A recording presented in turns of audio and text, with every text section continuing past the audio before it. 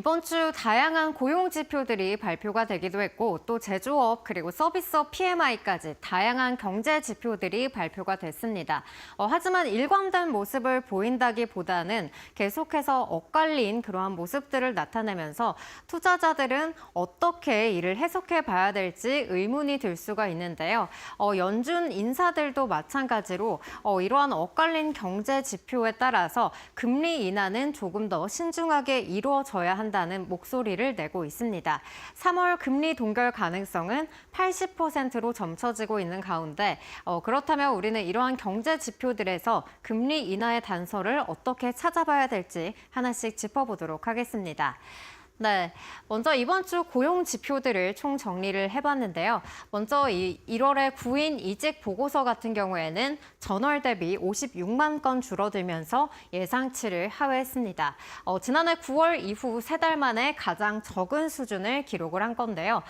이 구인 이직 보고서 같은 경우에는 기업들이 실제로 적극적으로 얼마나 일자리를 많이 창출하고 있냐 이런 것들을 보는 건데 아무래도 이렇게 예상치를 하회했기 때문에 노동시장이 둔화되고 있는 것이 아니냐라는 점을 시사하기도 했습니다. 이어서 ADP 민간 고용 보고서도 함께 발표가 됐는데요. 이 경우에는 예상치를 또 상회하는 모습을 나타냈습니다. 지난해 이 12월 대비해서도 증가세를 나타냈는데요. 그 가운데 특히나 이 서비스업 일자리가 좀 많이 늘어난 걸로 집계가 됐습니다. 이 민간 고용 보고서 같은 경우에는 실제로 이 고용된 근로자 수가 얼마나 증가했는지를 알아볼 수 있는 지표인데요. 이렇게 서비스업 중심으로 일자리가 증가를 하면서 서비스 중심만 이렇게 서비스업 중심으로만 고용이 늘어난 것이 아니냐 혹은 임시직의 이러한 고용이 증가한 것이 아니냐라는 의심들도 나오고 있습니다. 그리고 간밤에는 신규 실업수당 청구 건수도 발표가 됐는데요. 모두 다 좀 예상치를 소폭 웃도는 모습을 나타냈습니다. 지난주보다 증가세를 나타냈고요. 2주 연속 이 계속 실업수당 청구 건수 같은 경우에도 전주 대비 증가세를 보였습니다. 하지만 연준에서는 계속해서 좀 21만 건을 유지를 하고 있기 때문에 예상치를 상회하긴 했지만 아직까지 노동시장은 견고하다라는 입장을 내비치기도 했습니다. 그럼 다음 장 통해서 이야기도 계속 이어가 보시죠. 네, 방금 전에 이 서비스업의 일자리가 증가했다라는 부분을 살펴보실 수가 있었는데요. 그렇다면 실제 업황은 어떻게 나왔는지도 수치를 통해서 확인을 해보겠습니다. 제조업 PMI 같은 경우에는 예상치를 웃도는 그러한 수치를 발표를 했는데요. 특히나 28개월 만에 최고치를 기록했다는 점이 인상적인 부분이 되겠습니다.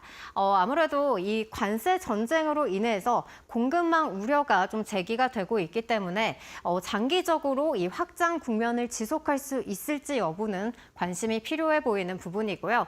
이어서 글로벌 서비스업 PMI도 발표가 됐습니다. 예상치를 소폭 상회하긴 했지만 전월 대비해서 확장세는 약화됐다 이러한 이야기들이 나오고 있는데요. 이 글로벌 서비스업 PMI 같은 경우에는 중소기업을 대상으로 하고 있기 때문에 이 ISM 서비스업 PMI에 연준이 조금 더 무게를 싣고 있는 그러한 상황입니다. 이 ISM 서비스업 PMI 같은 경우에는 예상치를 밑도는 그러한 수치를 발표를 했는데요. 관세 불확실성으로 인해서 신규 주문이 7개월 만에 최저치를 기록을 했다라고 합니다.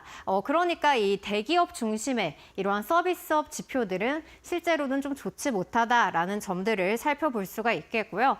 하지만 이 14개 산업은 성장세를 나타냈다는 점 체크해 보셔야 될 것 같습니다. 그럼 다음 장 살피면서 이 연준 인사들의 반응도 함께 보시죠. 네, 연준 인사들은 이렇게 금리 인하 신중론에 조금 무게를 싣고 있는 모습입니다.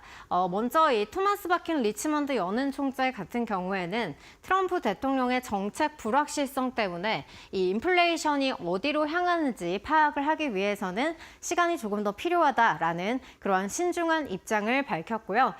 그리고 이 비둘기파인 오스탄 굴스비 시카고 연은 총재도 이렇게 좀 신중하게 봐야 된다. 그러니까 이 언제 행동할지 그리고 행동에 나서게 될지는 조금 더 시간이 필요하다라는 부분들 체크를 해봐야 된다라는 입장 전하기도 했습니다. 그리고 마지막으로 이 필립 제퍼슨 미국의 연준 부의장도 역시나 이 금리 인하 신중론에 무게를 싣고 있습니다. 하지만 현재 이 트럼프에게는 금리 인하가 굉장히 필요하다라고 볼 수가 있겠는데요. 아무래도 이 트럼프가 직면한 상황을 보면은 이 트럼프가 왜 금리 인하에 나서려고 하는지도 좀 우리가 살펴볼 수가 있을 것 같습니다. 이전 정부와는 다르게 계속해서 이 고물가 부담이 장기적으로 지속이 된 상황이고요. 이로 인해서 이 이자 부담이 늘어났기 때문에 이전 정부와는 현재 상황이 다르다는 그러한 모습들 살펴볼 수가 있고요. 그리고 예상보다 관세 전쟁이 빨라졌기 때문에 인플레이션 우려가 계속해서 나오고 있는 상황입니다. 물가 지표 안정만으로는 이 금리 인하의 재개는 좀 어려울 것이라고 하고요. 특히나 고용 지표 부분이 이 금리 인하의 명분으로 작용을 할 것이다라고 밝혔기 때문에 특히나 이 고용 지표들은 우리가 더 집중적으로 주목을 해봐야 될 만한 부분입니다. 네, 이어서 살펴보시죠. 네, 그럼 트럼프는 이렇게 고용지표 둔화로 금리 인하를 단행할 것이다라는 그러한 시각들이 존재를 하고 있는데요. 먼저 실업률 상승을 위해서 이렇게 좀 다양한 정책들을 내놓고 있다라는 분석들입니다. 취임 첫날에는 이 연방 정부의 고용을 동결하기도 했고요. 그리고 연방 공무원을 재분류하는 소식이 전해지기도 했습니다. 그러니까 공무원을 이 고용 보호 대상에서 제외를 하게 되면서 언제든지 좀 해고할 수 있는 가능성을 내비치기도 했고요. 그리고 정부 효율성부에 권한을 부여하면서 이 행정명령에 서명했다라는 소식이 전해지기도 했었죠. 그러면서 이렇게 정부 부서를 좀 폐지를 하고 효율성 있게 운영을 하겠다라는 입장을 밝혔고 또 대기 발령 조치에 나서는 모습도 함께 보였습니다. 그리고 민간 기업에 대해서는 재택 근무를 폐지하고 또 복지를 축소를 하면서 자발적인 실업률을 증가하기 위한 그러한 전략이 아니냐라는 분석들도 함께 나오고 있고요. 그리고 불법 이민자 추방 정책 같은 경우에는 이후 지표들에 좀 반영이 될 것이다라는 이야기들도 나오고 있습니다. 그러니까 신규 고용이 증가를 했는지 아니면 노동이 공급이 많아져서 이렇게 노동시장이 견고한 것인지 이후 수치를 통해서 우리가 파악을 해볼 수가 있다는 겁니다.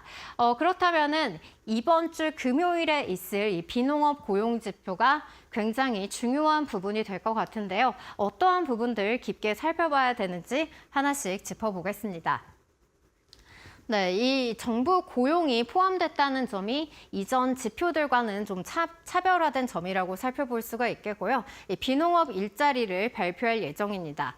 비농업 신규 고용은 16만 9천 건으로 현재 전망이 되고 있는데요. 직전월 대비해서는 크게 감소할 것이라고 예상하고 있습니다. 그리고 실업률은 4.1%로 지난달 수준을 유지할 것이다라는 전망들이 나오고 있는데요. 이 실업률 같은 경우에는 3%에서 4% 정도가 되면 완전 고용이라고 보고 있기 때문에 이 실업률 부분도 함께 체크해 보시면 좋을 것 같습니다. 그리고 시간당 임금 상승률 같은 경우에는 또 인플레이션을 확인해 볼 수 있는 그러한 지표가 될 수 있을 것 같은데요. 임금 상승률은 0.3%로 예측이 되고 있습니다. 만약에 이보다도 더 높은 수치가 나오게 된다면 결국에는 금리 인하의 지연 가능성이 일어날 수가 있다는 부분들 챙겨보시면 좋을 것 같고요. 그리고 마지막으로 노동 참가율도 살펴보시면 좋을 것 같습니다. 구직자가 감소할 경우에는 노동시장이 위축됐다라는 점 시사를 할 수 있으니까요. 이러한 부분들 체크하셔서 금요일에 고용지표 함께 면밀하게 체크해 보시면 좋을 것 같습니다. 3월 금리 동결에 무게가 실리고 있는데요. 이 고용 보고서로 인해서 또 금리 인하의 시그널을 찾아볼 수 있을지 면밀하게 체크해 보시면 좋을 것 같습니다. 여기까지 사인이었습니다.